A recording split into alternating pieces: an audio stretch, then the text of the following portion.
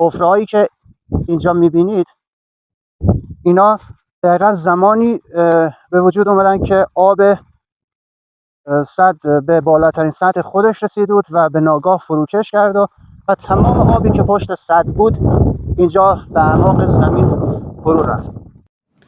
درود دوستان، امیدوارم حالتون عالی باشه. یکی از پدیده‌های نادر زمین شناسی در سال 1370 در اینجا اتفاق افتاد. اینجا حومه شهر کیانشهر یا منطقه پابدانا در استان کرمان در شمال استان کرمان هست.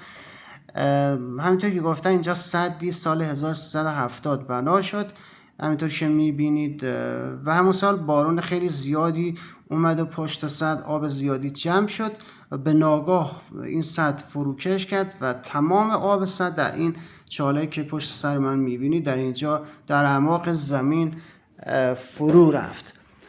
من فکر میکنم یک منطقه آهکی بود، یک غار آهکی بود که حفره‌ای بود و با سنگینی آب و حجم زیاد آب باعث شد که اینجا فروکش کنه و آب رو با خودش در اعماق ببره. من یادم اون سالا وقتی که ما می اومدیم به این منطقه سر می زدیم، من بچه بودم، یادم اون موقع صدای خیلی عجیبی از آب، یعنی شرشر آب اون پایین عمق چاه خیلی زیاد بود، به گوش می رسید و این برای مردم اون زمان خیلی چیز عجیبی بود و داستانهایی رو راجع به این چاله می گفتند و خلاصه داستان سرایی می کردن.